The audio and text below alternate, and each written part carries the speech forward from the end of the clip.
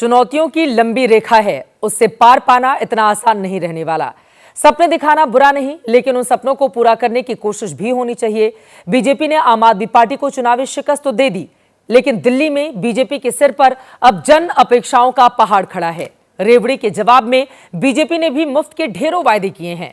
BJP को सरकारी खजाना भी देखना होगा और वायदों पर अमल भी करना होगा, क्योंकि जनादेश का यह भी ट्रेंड रहा है कि जनता बहुत ज्यादा प्रेम दिखाती है तो दिल टूटने पर अपना गुस्सा भी सामने रखती है। रेखा गुप्ता ने मुख्यमंत्री की शपथ ली है। इसके बाद प्रवेश वर्मा ने मंत्री पद की शपथ ली। प्रवेश वर्मा सीएम के प्रमुख दावेदार माने जा रहे थे। दिल्ली में चुनाव से पहले ही जिस तरह का सियासी माहौल बना था, उसमें प्रवेश वर्मा को उनके समर्थक सीएम कैंडिडेट मानकर चल रहे थे। लेकिन कल रात प्रवेश के सामने सियासत की कुर्सी की लक्ष्मण रेखा खींच दी गई और आज दोनों की केमिस्ट्री देखकर कई सवाल भी चर्चा में हैं।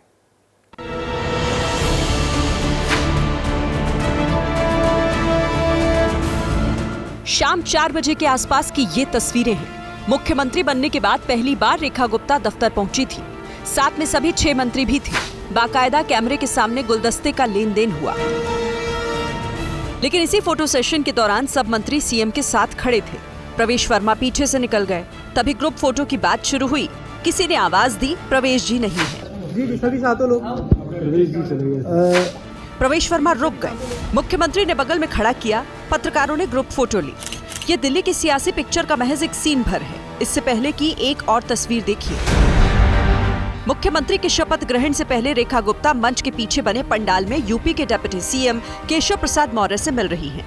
अचानक सामने प्रवेश वर्मा दिखते हैं। प्रवेश को देखकर रेखा गले मिलती है, लेकिन कैमरे में दोनों की आंखें मिलती हुई नहीं दिखती। मंच पर शपथ के बाद भी सीएम और प्रवेश की केमिस्ट्री सामान्य नहीं दिख रही थी। ये तस्वीरें महज संयोग है या फिर वाकई में मन में कुछ चल रहा है। पक्के तौर पर तो कुछ नहीं कहा जा सकता, लेकिन इतना जरूर है कि प्रवेश वर्मा के समर्थक उन्हें सीएम की रेस में मानकर चल रहे थे।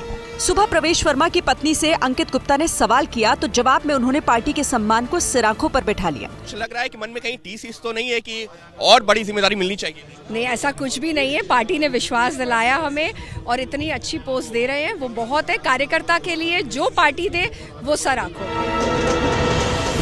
शपथ ग्रहण समारोह के बाद प्रवेश वर्मा जब घर पहुंचे तो समर्थकों ने स्वागत किया। ढोल नगाड़े बजे, पटाखे फोड़े गए। परिवार ने फूलों से स्वागत किया, आरती की गई, तिलक लगाया गया। लेकिन प्रवेश वर्मा ने यहां पत्रकारों के किसी सवाल का कोई जवाब देना उचित नहीं समझा। प्रवेश ने चुप्पी साध रखी है, लेकिन परिवार वालों से जब पूछा जा रहा है तो मुस्कुराकर हर सवाल का जवाब दे रहे हैं। हम पार्टी के निर्णय से बहुत खुश हैं। पार्टी ने सोच समझ के निर्णय बनाया और बहुत अच्छा निर्णय देना चाहूंगी और दिल्ली के हर बीजेपी का फैसला हो चुका है। सत्ता की किताब पर नेतृत्व की कलम से किस्मत लिखी जा चुकी है। जिसके हिस्से जो आया वो सबके सामने है। लेकिन जिन दर्जन भर दावेदारों को पछाड़ कर रेखा गुप्ता सीएम बनी है, उनके मन में टीस तो होगी ही। तस्वीरें देखकर ऐसा लग रहा है कि प्रवेश वर्मा को पूरी तरह से सहज होने में अभी थोड़ा टाइम लगेगा। वैसे दिल्ली में सीएम के लिए कम से कम 20 नाम चल रहे थे, लेकिन सीएम तो एक ही को बनना था। रेखा गुप्ता के नाम वो लकीर खींच दी गई। वैसे गीता में भगवान श्री कृष्ण ने कहा है, कर्मण्ये वाधिकारस्ते मां फलेषु कदाचना, यानी आपके अधिकार में सिर्फ आपका कर्म है, उसका फल नहीं। निष्काम भाव से कर्म किए जाएं, फल के लिए कर्म ना करें। भाग्य भी उन्हीं का साथ देता है जो कर्म पर भरोसा करते हैं। क्या पता कल को प्रवेश वर्मा की रेखाएं प्रबल हो जाएं और फिर आगे के लिए उनकी राह किस रूप में आसान हो जाए। दुनिया बदल रही है और ये भारत के लिए ला रही है इन्फिनिट अवसर, जिसे हम कहते हैं minute infinite. Ideas of India के मंच पर समझे इसी मिनट इन्फिनिट को 21 और 22 फरवरी abplive.com पर।